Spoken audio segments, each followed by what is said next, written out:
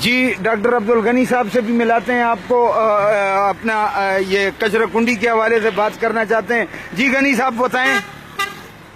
یہ کچرا ادھر پڑا ہوا ہے، جی جی آپ دیکھ رہے ہیں کہ یہ یہاں کا مکان ہی نہیں ہے، کہیں اور سے لا کر کسی اور یوسی سے لا کر گرایا گیا ہے یا کسی اور علاقے سے۔ صحیح۔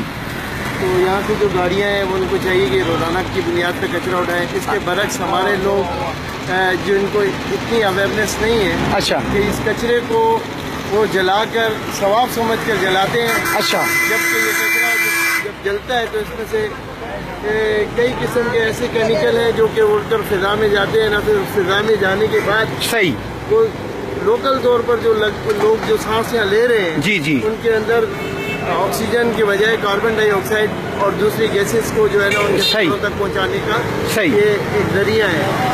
وہ لوگ جو اوپر بلڈنگوں میں بیمار ہیں، بوڑھے ہیں، جن کے پھیپھڑے کمزور ہیں، وہ اس سے فوراً متاثر ہوتے ہیں اور پہلا نقصان یہ پہنچاتے ہیں کہ انسان کے جسم میں یہ کینسر پہنچا رہے ہیں۔ اچھا اور اس کے بعد جب یہ کچرا جب جلانے کے بعد فضا میں جاتا ہے تو اوزون، یہ آپ دیکھ رہے ہیں کہ پچھلے سال جو ہے درجہ حرارت 45 تک پہنچا، صحیح، اس بار یہ 47 تک بھی پہنچ جائے گی۔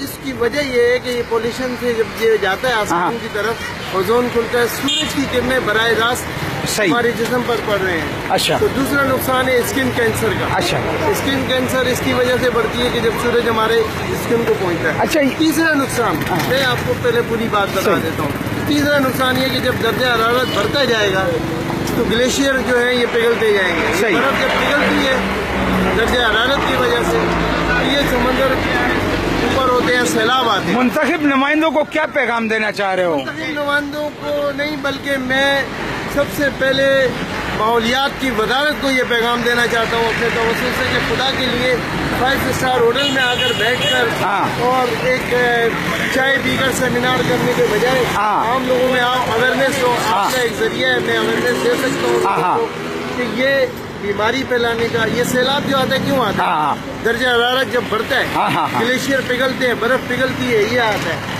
ایک آج آپ اپنے بچوں کو میں آپ کو پیغام دینا چاہتا ہوں، 10 سال آئندہ ایک سلنڈر جو آپ ابھی اپنے ایک بوتل پانی کی بچوں کے کاندھے پر بیچتے ہو کہ بیٹا یہ صاف پانی ابلا ہوا ہے اور اس کو جو ہے نا استعمال کرو، آئندہ 10 سال کے اندر ایک آکسیجن کا سلنڈر بھی آپ بچوں کے کاندھوں پہ لوگے کہ بیٹا ہوا میں آکسیجن نہیں ہے اور گھٹن ہو رہی ہے، آپ یہ جب بھی آپ کا سانس بند ہونے لگے تو یہ رکھنا۔ تو کتاب جی حکیم گور خان بتائیں، یہ جو ماحول ہے اس بارے میں بتائیں، ذرا جلدی بتائیں۔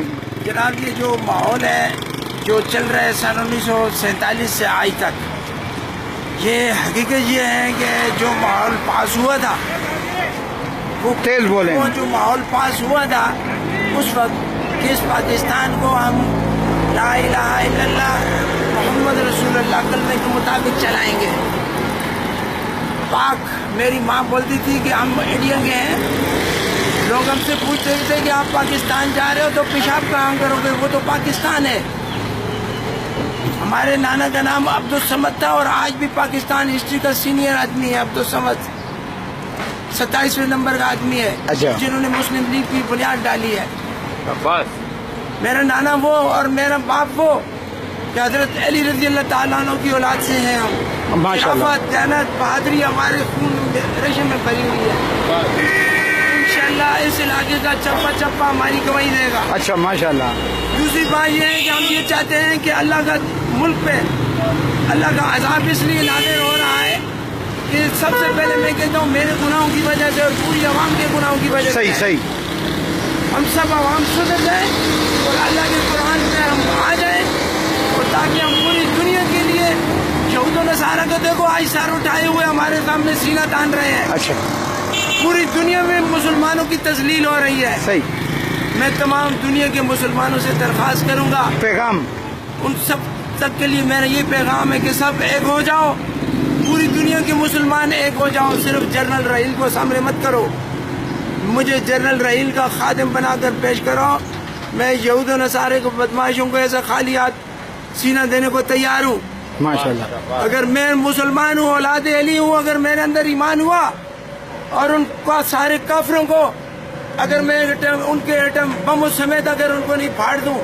تو ہم کو اولاد علی نے مت کہی ہے۔ انشاءاللہ ہم خدمت کریں گے. ماشاءاللہ، حضرت ماشاءاللہ. نے بھی خدمت کی, ہم بھی کریں گے. ماشاءاللہ ماشاءاللہ. ہماری